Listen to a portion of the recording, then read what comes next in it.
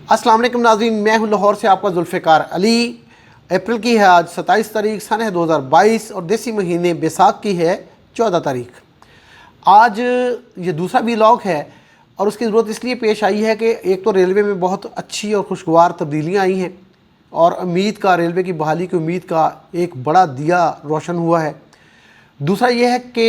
कल पंजाब असम्बली में एक हंगामा खेज इजलास हो रहा है जिसकी सदारत जो है वो स्पीकर पंजाब असम्बली जो इस वक्त हैं चौधरी परवेज़ इलाही कर रहे हैं। और वहाँ पे जो पुरानी अपोजिशन है जो अब हुकूमत में आ चुकी है और हमजा शहबाज उसके 16 अप्रैल को ईवान में डिप्टी स्पीकर की ज़ेर सदारत जो इजलास हुआ था दोस्त मोहम्मद मुजारी की, उसमें वो वज़ीर आला इलेक्ट हो चुके हैं।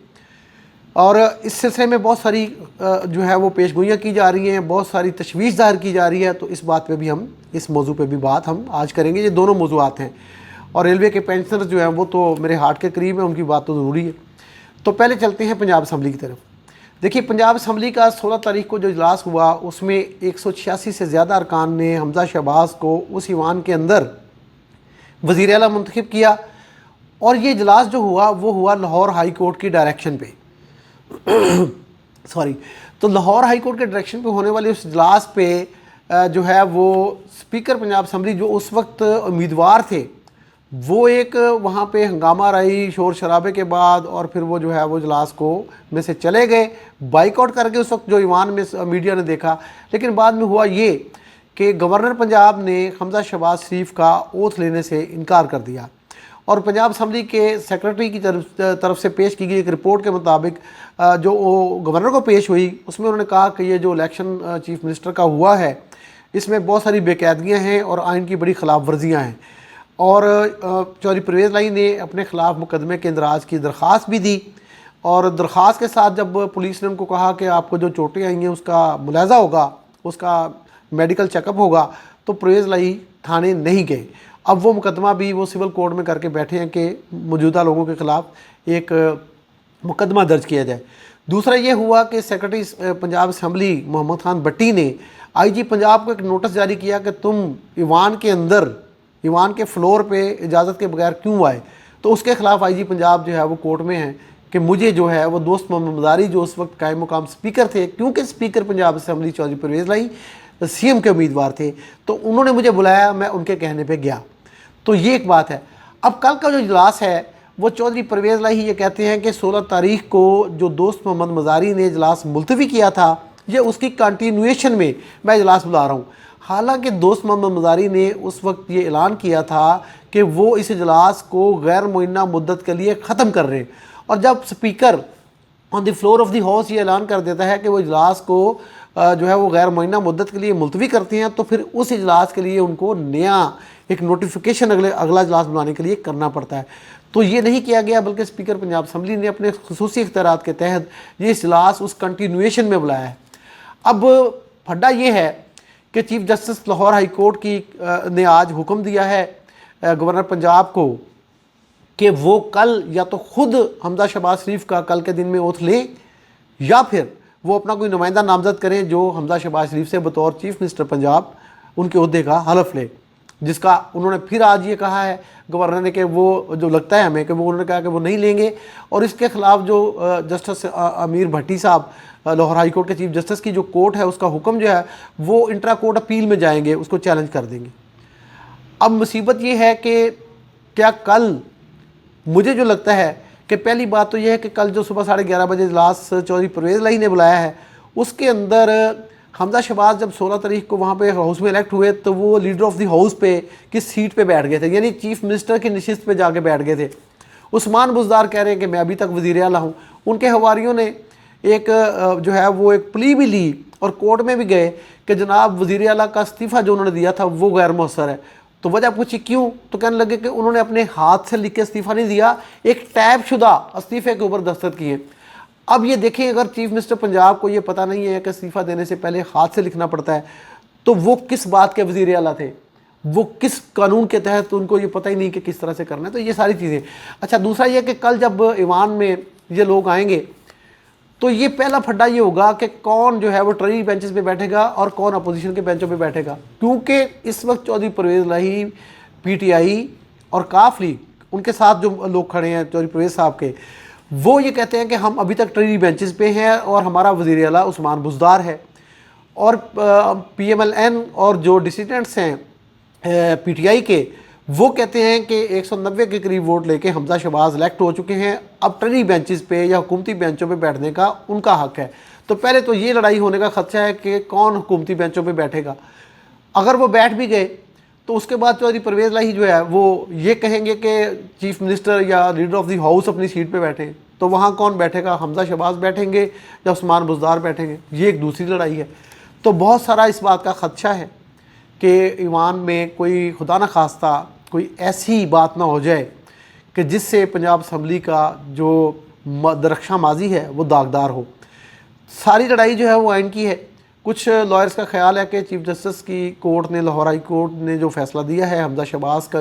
اوتھ لینے کا گورنر کو ڈائریکشن دی ہے، وہ آئین کے مطابق ہے۔ کچھ کہتے ہیں کہ نہیں، یہ آئین کے مطابق نہیں ہے۔ اب تو بات یہ ہے کہ آئین کی شکوں کو ٹوسٹ کر کے یا کسی بھی طرح سے استعمال کیا جا رہا ہے اور نقصان ہو رہا ہے پاکستان کی جمہوریت کا، پاکستان کی پنجاب اسمبلی کی اس لیگسی کا جس میں کبھی تابش الوری جب بولتے تھے اور جب رانا ثناء اللہ، اب کچھ ان کو جو بھی کہیں، لیکن قانونی پوائنٹس پہ، آئینی نکات پہ جب وہ پنجاب اسمبلی میں بات کرتے تھے بطور لیڈر آف دی اپوزیشن اور دا منسٹر، اور جب راجہ بشارت بولتے تھے، اور کبھی چودھری فاروق ہوتے تھے لا منسٹر، جب وہ بولتے تھے، اور میں سمجھتا ہوں کہ پنجاب کی کہ وہ جو لا میکر تھے، جو وہ پارلیمنٹیرینز تھے، جو وہ وہاں پہ رکن اسمبلی تھے، ان کی لیگسی کو بہت نقصان پہنچے گا۔ یہ دونوں طرف سے جو ہے وہ ایک پیشنس کا مظاہرہ کرنا چاہیے، ایک دوسرے کو برداشت کرنے کی راہ نکالنی چاہیے تاکہ پنجاب اسمبلی کی لیگسی خراب نہ ہو، اور حکومت پنجاب میں 25 دن سے کوئی بھی وزیر اعلیٰ نہیں ہے، کیونکہ عثمان بزدار صاحب کی کوئی افسر یا سرکاری مشینری بات نہیں مان رہی، اور حمزہ شہباز جو آرڈر دے رہے ہیں وہ آف دی ریکارڈ چل رہے ہیں۔ تو پنجاب کے عوام کا کیا قصور ہے؟ پنجاب کے عوام کس کے پاس جائیں، کس کو کہیں کہ جناب صوبے کے چیف ایگزیکٹو صاحب میرا یہ مسئلہ آپ حل کریں؟ تو یہ بہت بڑی زیادتی ہے پنجاب کے عوام کے ساتھ۔ ٹالرنس کا مظاہرہ کرنا چاہیے اور لوگوں کو یہ بات سمجھنی چاہیے۔ تو یہ ایک خطرناک صورتحال پیدا ہوئی ہے، بہرحال اس کا کل پتہ چلے گا کیا ہوتا ہے۔ اور یہ بھی ممکن ہے، ایک نقطہ یہ بھی مجھے کسی نے کہا ہے کہ ہو سکتا ہے کہ کل تک کا چیف جسٹس نے ٹائم دیا ہے تو کل رات 12 بجے سے پہلے 11 بجے لاہور ہائی کورٹ کھل جائے اور گورنر ہاؤس کے باہر پریزن کی 2 وینس پہنچ جائیں، 2 وین جو ہیں ظہور الہی روڈ پہ چودھری پرویز الہی صاحب کی رہائش گاہ کے باہر پہنچ جائیں اور کچھ عثمان بزدار صاحب کی رہائش گاہ کے باہر پہنچ جائیں۔ تو یہ جو وینز ہیں، حالانکہ یہ سپریم کورٹ 190 کے تحت یہ اختیار استعمال کر سکتی ہے کہ وہ ریاستی اداروں کو طلب کر سکتی ہے، لیکن chief justice Lahore high court بھی کوئی چھوٹی اتھارٹی نہیں ہے، عدالت ہوتی ہے، چاہے وہ سول کورٹ ہی کیوں نہ ہو۔ تو یہ ایسے حالات سے بچنا چاہیے اور پنجاب کو مذاق نہیں بنانا چاہیے، پنجاب کے عوام کا مذاق نہیں بنانا چاہیے، پنجاب کی اس اسمبلی کا مذاق نہیں ہونا چاہیے، دونوں طرف سے بات کو بیچ میں ختم کرنا چاہیے۔ اب ہم بڑھتے ہیں پاکستان ریلوے کی جانب۔ تو آج جو مجھے خوشی ہوئی ہے وہ یہ ہے کہ پاکستان ریلوے کا ایک افسر آج وفاقی سیکرٹری ریلوے یعنی ایڈیشنل سیکرٹری ریلوے انچارج لگ گیا۔ وہ افسر ہیں جناب ظفر زمان رانجھا صاحب، جو آج شام تک پاکستان ریلوے کے چیف ایگزیکٹو آفیسر تھے، لیکن شام کو نوٹیفیکیشن کے بعد اب وہ فیڈرل سیکرٹری کی پاورز کے ساتھ اسلام آباد میں وزارت ریلوے میں جا بیٹھے ہیں۔ خوشخبری یہ اس لیے ہے کہ چونکہ ریلوے کی ساری زندگی ان کے ٹریک پہ ہے، ریلوے کو سمجھتے ہیں، ریلوے کے افسروں جو ان کے کولیگز ہیں، جو ان کے جونیئرز ہیں، جو ان کے ہم پلہ ہیں، وہ سینئر 3 افسر ہیں پاکستان ریلوے کے، ان کا حق بھی بنتا تھا۔ بورڈ ہو جائے گا تو وہ گریڈ 22 میں چلے جائیں گے، تو اس کے بعد وہ فیڈرل سیکرٹری آٹومیٹکلی ہو جائیں گے۔ اب یہ ہے کہ ان سے بڑی توقعات ہیں۔ ایک تو یہ کہ میں آپ کو بار بار یہ کہتا رہا ہوں کہ ریلوے پینشنرز کی پینشن دلوانے میں پچھلے 1 ڈیڑھ ماہ میں سی او نے بطور سی او رانجھا صاحب نے بہت کام کیا، ان کے لیے بڑی دعائیں ہیں۔ اور میں چونکہ بغل اس میں جو ہے کوئی ایسے بخل نہیں رکھنا چاہتا اپنے ذہن میں، تو مجھے تعریف کرنے میں کوئی آر نہیں۔ اس طرح اور بھی وزارت ریلوے کے افسروں نے بھی اور اسٹیٹ بینک نے بھی مدد کی ہے، اور منسٹری آف فائنانس کے سیکرٹری صاحب نے بھی مدد کی ہے، تو سبھی نے کی ہے، لیکن یہ کہ خوشخبری ہے ان کی طرف سے۔ اچھا، اب خواجہ سعد رفیق کو بھی خراج تحسین پیش کرنا چاہیے کہ ان کے آنے کے بعد سے حالات جو ہیں وہ ان کو سمت پتہ ہے، وہ پہلے سے ہی پاکستان ریلوے میں کام کر کے گئے، تو ان کو یہ ڈائریکشن پتہ ہے کہ کہاں پہ بہتری ہونی ہے۔ مثال کے طور پہ جو ہے وہ ہوا یہ ہے کہ انہوں نے لاہور ڈویژن میں جو حنیف گل کو بطور ڈویژنل سپرنٹینڈنٹ لگایا ہے، وہ بہت تجربہ کار آفیسر ہیں، بڑے ہی شارپ ذہن کے آفیسر ہیں پاکستان ریلوے میں۔ جب وہ کراچی ڈویژن میں اسی گورنمنٹ میں پچھلی گورنمنٹ نے لگایا تھا ان کو، تو انہوں نے پاکستان ریلویز کی ہسٹری میں ریکارڈ قائم کیا ہے وہاں پہ فریٹ ریونیو کا۔ وہ بڑے کمپیٹنٹ آفیسر ہیں، تو یہ ایک ریلوے میں لاہور ڈویژن میں ان کا آنا جو ہے وہ بڑا اچھا ہے، ایک یہ اچھی بات وہاں پہ ہوئی ہے۔ اور ایک اور بات جو مجھے اچھی لگی ہے پاکستان ریلوے میں جو ابھی تک اقدامات ہو رہے ہیں، تو وہ یہ تھا کہ سواتی صاحب پاکستان ریلوے کا جو سپورٹس کا نظام ہے اس کو تہس نہس کر گئے تھے۔ وہاں پہ انہوں نے ایک ریٹائرڈ گریڈ 16 کا افسر گریڈ 20 کی پوسٹ پہ وہاں پہ vice president Pakistan railway sports board کا لگا دیا تھا۔ اس افسر جو ریٹائرڈ 16ویں گریڈ کا افسر تھا، اس کی نہ کوئی اسٹیک تھی نہ اور تھی۔ تو اب جب خواجہ سعد آئے تو انہوں نے وہاں پہ وہ جو پرانے نظام کے افسر تھے جنہوں نے پاکستان ریلوے کو پچھلی نیشنل گیمز میں تیسری پوزیشن پہ لا کھڑا کیا تھا، تب یعنی 40 سال کے بعد وکٹری اسٹینڈ پہ پاکستان ریلوے آیا تھا،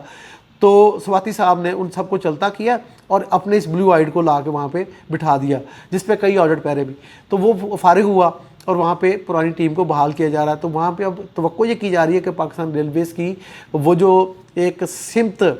خراب ہوئی تھی یا وہ جو کنیکشن ٹوٹا تھا ایک اچھی آگے بڑھنے کا، وہ اب دوبارہ بحال ہو جائے گا۔ اور تیسری بات جو ہے وہ یہ ہے کہ سواتی صاحب نے پاکستان ریلوے کا جو اکاؤنٹس ڈپارٹمنٹ تھا اس میں ایک عجیب و غریب حرکت کی تھی، آپ کو پتہ ہے 2-3 مہینے پہلے۔ وہ یہ کیا کہ انہوں نے پاکستان ریلوے کے 422 اکاؤنٹس ڈپارٹمنٹ کے ملازمین کو وہاں سے فارغ کر دیا، اور controller general of accounts Pakistan جس کے انڈر پاکستان ریلوے پاکستان کا پورا اکاؤنٹ ہے، تو ان کو واپس دے دیا، اور جو فیڈرل گورنمنٹ ان لوگوں کی تنخواہ دیتی تھی وہ بھی سرنڈر کر دی، یعنی پیسے بھی ان کو واپس دے دیے، ملازم بھی دے دیے۔ تو پاکستان ریلوے سے 422 ملازمین جن کا وہ 1 روپیہ خرچ نہیں کرتا تھا، سارے کے سارے کھو دیے۔ اب ملازم وہ اکاؤنٹس ڈپارٹمنٹ خالی ہونے سے کیا ہوا کہ ڈویژنل سطح پہ پینشن کی جو ریٹائرڈ ملازمین ان کی پینشن کی پروسیسنگ جو تھی وہ انتہائی سلو ہو گئی،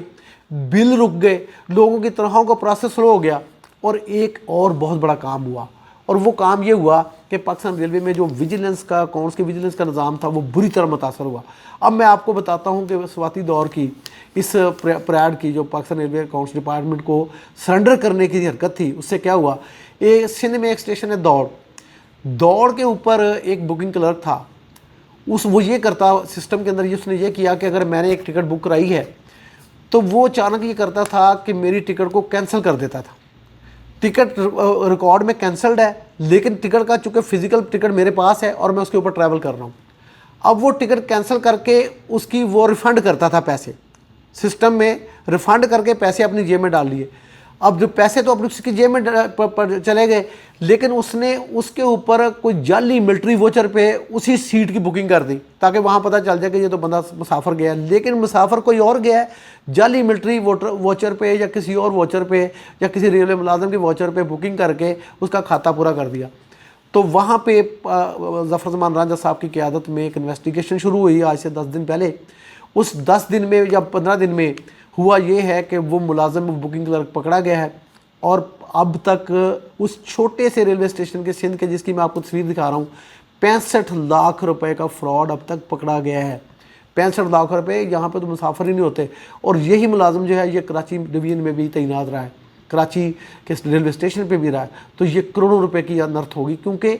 parade Pakistan railway accounts department کے لوگ موجود نہیں تھے، کیونکہ اگر وہ ہوتے تو جو ٹکٹ میں بک کراتا ہوں اگر وہ سرنڈر ہوتی تو اس کی فزیکل ٹکٹ جو ہوتی ہے وہ اکاؤنٹس ڈپارٹمنٹ میں لاہور میں آ کے ویریفائی ہوتی ہے، وہ اکاؤنٹ فار ہوتی ہے، پتہ چلتا ہے کہ ریکارڈ وہ ٹکٹ لے کے تو میں مسافر کے طور پہ تو گھر چلا گیا، میں نے تو واپس ہی نہیں دی، تو وہ ٹکٹ آئی نہیں، انہوں نے اس کو کاؤنٹر چیک نہیں کیا اور یہ فراڈ کمٹ ہوا۔ اس طرح کے بہت سارے فراڈ جو ہیں وہ آپ کو اب آئندہ نظر آئیں گے، اور یہ نااہلی ہے اور غفلت تھی گزشتہ گورنمنٹ کے وزیروں کی،